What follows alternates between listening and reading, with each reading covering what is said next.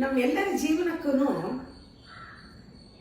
ದೇವರು ಮ್ಯಾಪ್ ಕೊಟ್ಬಿಟ್ಟಿದ್ರೆ ನಮಗೆಲ್ಲ ಈ ಮ್ಯಾಪ್ ಪ್ರಕಾರ ಹೋಗು, ಇಲ್ಲಿದೆ ಇದಕ್ಕೂ ತೋರಿಸ್ಬಿಟ್ಟಿದ್ರೆ ಎಷ್ಟು ಚೆನ್ನಾಗಿರೋದು.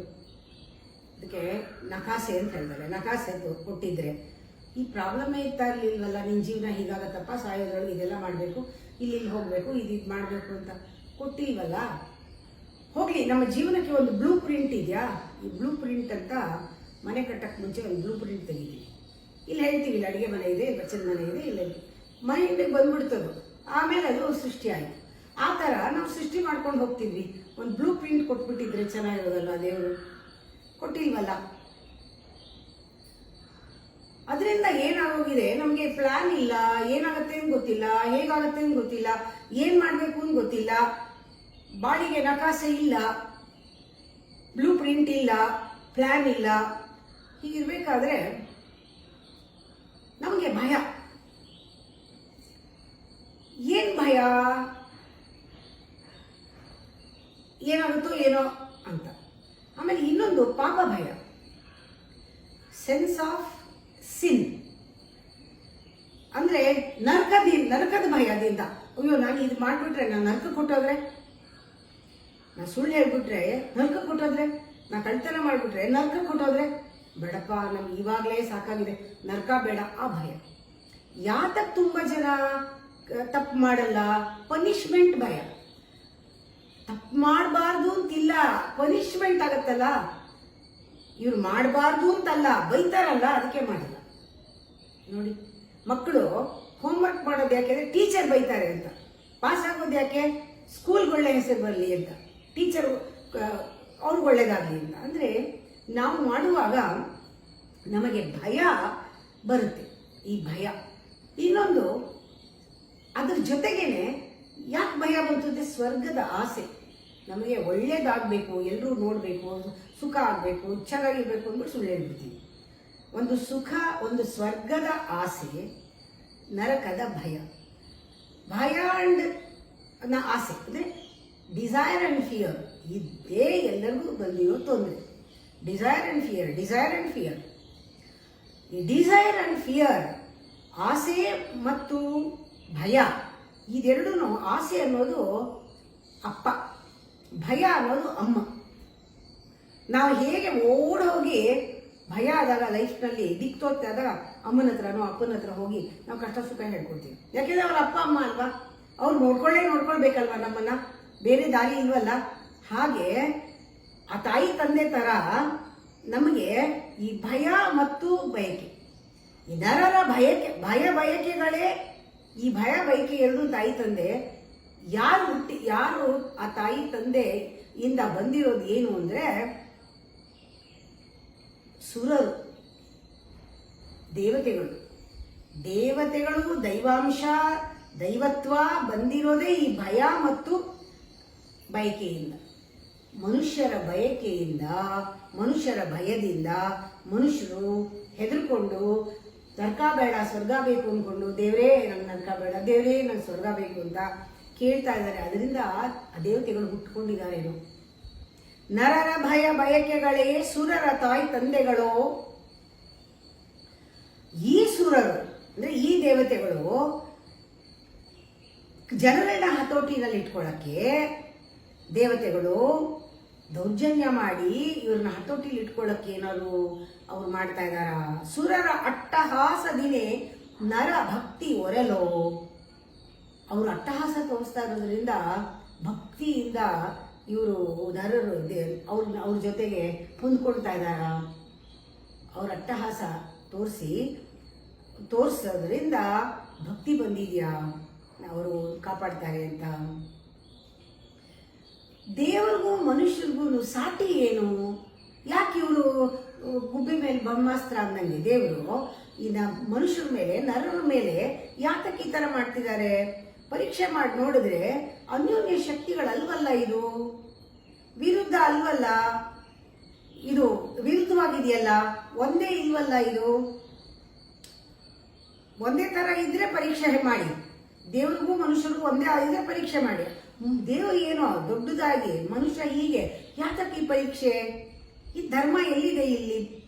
ಬ್ರಹ್ಮ, ಧರ್ಮ ಇಲ್ವಲ್ಲ ನಿನ್ ಸೃಷ್ಟಿನಲ್ಲಿ. ನರರ ಭಯ ಬಯಕೆಗಳೇ ಸುರರ ತಾಯಿ ತಂದೆಗಳು, ಸುರರ ಅಟ್ಟಹಾಸದಿನೇ ನರಭಕ್ತಿಯೊರಲು, ಪರಗಿಸುವರೇನ್ ಅವರ್ಗಳ ಅನ್ಯೋನ್ಯ ಶಕ್ತಿಗಳ, ಧರ್ಮವೆಲ್ಲಿದರಲ್ಲಿ ಮಂಕುತಿಮ್ಮ. ಇದ್ರಲ್ಲಿ ಧರ್ಮ ಎಲ್ಲಿದೆ? ದೇವತೆಗಳ ಜೊತೆ ಕಾಂಪಿಟೇಷನ್ ಮಾಡೋಕ್ಕಾಗತ್ತಾ? ಅವರೆಲ್ಲಿ, ನಾವು ಎಲ್ಲಿ? ವ್ಯತಿರಿಕ್ತ. ಆದ್ರೂ ಅದ್ಯಾಕೆ ಈ ಧರ್ಮನ ನೀನು ಹಿಂಗೆ ಮಾಡಿದ್ಯಲ್ಲ, ನಾವು ಅವ್ರ ಹಿಂದೆ ಹೋಗಿ ಬೇಡವಾಗಿ ಮಾಡಿದ್ಯಾ? ಅವ್ರು ನಮ್ಮನ್ನ ನೋಡ್ಕೊಳ್ಳೋ, ನಮ್ಮ ಮೇಲೆ ದೌರ್ಜನ್ಯ ಮಾಡುವಾಗ ಮಾಡಿದ್ಯಾ? ಯಾಕೆ ಈ ಭಯ, ಯಾಕೆ ಈ ಒಂದು ಬಯಕೆ? ಅದಕ್ಕೋಸ್ಕರನೇ ಹೇಳಿದ್ದು ಲೈಫ್ಗೆ ಒಂದು ರೇಖಾಲೇಖ ಬೇಕು ಅಂತ, ಒಂದು ಬ್ಲೂ ಪ್ರಿಂಟ್ ಬೇಕು ಅಂತ. ನೋಡಿ, ಒಬ್ಬ ನಾವಿಕನಿಗೆ ಒಂದು ದಿಕ್ಸೂಚಿ ಇರುತ್ತೆ, ಮ್ಯಾರಿನರ್ಸ್ ಕಾಂಪಾಸ್ ಅಂತಾರೆ. ಏನೋ ಒಂದು ದಿಕ್ಸೂಚಿ, ಒಂದು ಅದು ನೋಡ್ಕೊಂಡು ಒಂದು ದಾರಿ ನೋಡ್ಕೊಂಡು ಹೋಗ್ತಾರೆ. ನಮಗೆ ದಿಕ್ಸೂಚಿನೇ ಇಲ್ವೇ? ನಮ್ಗೆ ಯಾವತ್ತು ಮೊದಲು, ಯಾವತ್ತು ಕೊನೆ, ಎಲ್ಲಿಂದ ಪ್ರಾರಂಭ, ಎಲ್ಲಿ ಅಂತ್ಯ ಏನು ಗೊತ್ತಿದೆಯಲ್ಲ. ಯಾವುದು ಜಗತ್ತಿನಲ್ಲಿ ಜೀವಗತಿಗೊಂದು ರೇಖಾಲೇಖವಿರಬೇಕು, ನಾವಿಕನಿಗಿರುವಂತೆ ದಿಕ್ಕು ದಿನವೆಣಿಸೆ. ನಮಗೆ ದಿಕ್ಕು ನೋಡಕ್ಕೆ ಮ್ಯಾಪ್ ಇಲ್ಲ, ದಿನ ಎಣಿಸಕ್ಕೆ ಕ್ಯಾಲೆಂಡರ್ ಇಲ್ಲ, ಎಷ್ಟು ದಿನ ತನಕ ಇರ್ತೀವಿ ಅಂತ ಗೊತ್ತಿಲ್ಲ, ಯಾವ ದಿಕ್ಕಲ್ಲಿ ಹೋಗ್ಬೇಕು ಅಂತ ಗೊತ್ತಿಲ್ಲ. ನಾವಿಕನಿಗಾದ್ರೂ ಇದೆ ಅದೆಲ್ಲ. ನಾವಿಕನಿಗೆ ಇಷ್ಟು ದಿನದಲ್ಲಿ ಈ ದಿಕ್ಕಲ್ಲಿ ಹೋಗಿ ತಲುಪಬೇಕು ಅಂತ ನಮ್ಗೆ ಅದೂ ಇಲ್ಲ. ಭಾವಿಸುವುದು ಅದೆಂತನೂ ಮೊದಲು ಕೊನೆ ತೋರದಿರೆ ನಾವು ಏನನ್ನ ಭಾವಿಸ್ಕೋಬೇಕು? ಎಷ್ಟು ದಿನ ನಾವು ಬದುಕೋದಕ್ಕೆ ಪ್ಲಾನ್ ಮಾಡ್ಕೋಬೇಕು? ನಾವು 10 ವರ್ಷ ಇರ್ತೀವ, 20 ವರ್ಷ ಇರ್ತೀವ, 10 ನಿಮಿಷ ಇರ್ತೀವ, ಏನು ಗೊತ್ತಿಲ್ವೇ? ಆವುದೀ ಜಗಕ್ ಆದಿ. ಮೊದಲೇ ಯಾವುದು ಆದಿ, ಯಾವುದು ಕೊನೆಯಲ್ಲಿ? ಆದಿ ಯಾವುದು, ಕೊನೆ ಯಾವುದು? ನೋಡ್ಕೋತೀವಿ ನಾವು. ಈ ಸೃಷ್ಟಿಯ ಆಶಯವದೇನು ಅಸ್ಪಷ್ಟವಾಗಿದೆ, ಸಂಕ್ಲಿಷ್ಟವಾಗಿದೆ, ಅಸ್ಪಷ್ಟವಾಗಿದೆ, ತುಂಬ ಕಾಂಪ್ಲಿಕೇಟೆಡ್ ಅಂತ. ಈ ಸೃಷ್ಟಿಯ ಒಂದು ಆಶಾ ಬಹಳ ಕಾಂಪ್ಲಿಕೇಟೆಡ್. ಒಂದು ಕಡೆ ಇಷ್ಟ, ಮೋಹಕವಾಗಿದೆ, ದಿವ್ಯವಾಗಿದೆ. ಗುಣಗಳೆಲ್ಲ ನೋಡಿದ್ರೆ ಏನು ಚೆನ್ನಾಗಿದೆ, ಲೈಫ್ ಬ್ಯೂಟಿಫುಲ್ ಅನಿಸುತ್ತೆ. ಒಂದು ಕಡೆ ನೋಡಿದ್ರೆ ಎಷ್ಟು ಇಷ್ಟ ಆಗತ್ತೆ, ಮೋಹ ಬರುತ್ತೆ, ದಿವ್ಯ ಗುಣಗಳು, ಎಲ್ಲರಲ್ಲೂ ಒಳ್ಳೆ ಗುಣಗಳಿದೆ, ಎಲ್ಲರೂ ದೇವರು ಅನಿಸ್ತಾರೆ. ಅದೇ ಇನ್ನೊಂದು ದಿವಸ ಕಷ್ಟ, ಬಿಭತ್ಸ, ಘೋರ, ಇನ್ನೊಂದು ಕಡೆ ಇದು ಭಯಾನಕ. ಒಂದು ಕಡೆ ಸೃಷ್ಟಿ ಯಾವುದೂ ಡೆಫಿನೆಟ್ ಇಲ್ಲ. ಕ್ಲಿಷ್ಟವೀ ಬ್ರಹ್ಮಕೃತಿ ಮಂಕುತಿಮ್ಮ. ಬ್ರಹ್ಮ ಯಾವ ರೀತಿ ಸೃಷ್ಟಿ ಮಾಡಿದ್ದಾನೆ ಅದು ಬಹಳ ಕಾಂಪ್ಲಿಕೇಟೆಡ್. ಸೃಷ್ಟಿ ಆಶಯವದೇನ ಅಸ್ಪಷ್ಟ, ಸಂಶ್ಲಿಷ್ಟ, ಇಷ್ಟ, ಮೋಹಕ, ದಿವ್ಯ ಗುಣಗಳೊಂದು ಕಡೆ, ಕಷ್ಟ, ಬೀಭತ್ಸ, ಘೋರಗಳಿನ್ನೊಂದು ಕಡೆ, ಕ್ಲಿಷ್ಟವೀ ಬ್ರಹ್ಮಕೃತಿ ಮಂಕುತಿಮ್ಮ. ಈ ಧರೆಯ ಬದುಕೇನು? ಭೂಮಿ ಮೇಲೆ ಆ ಬದುಕು ಅನ್ನೋದು ಏನು? ಗುರಿ ಏನು? ಹೋಗಿ ಬದುಕ್ತೀವಿ, ಫಲ ಏನು? ಬರೀ ಬೆಳೆಸ್ಕೊಂಡು ಅದೇ ಸುತ್ತಾಟ, ಬಡಿದಾಟ, ಬೆಳೆಸಾಟ, ಬಡಿದಾಟ, ಸುತ್ಕೋ, ಹೋರಾಡು. ಬರೀ ಪರಿಭ್ರಮಣೆ ಅಂದ್ರೆ ಅದೇ ಮಾಡಿದೆ ಮಾಡ್ಕೋ. ಏನಿದೆ ಆಸಕ್ತಿ?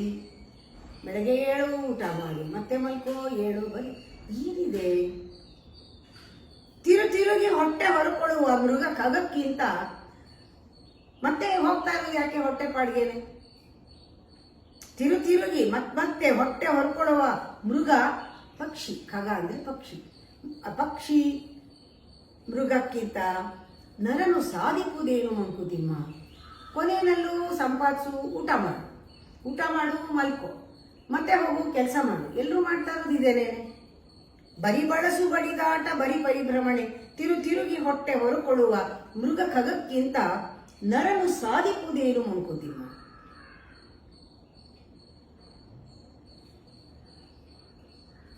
ಕಾರುಣ್ಯ, ಸರಸ, ಸೌಂದರ್ಯ, ರುಚಿಗಳೇ ಸೃಷ್ಟಿ.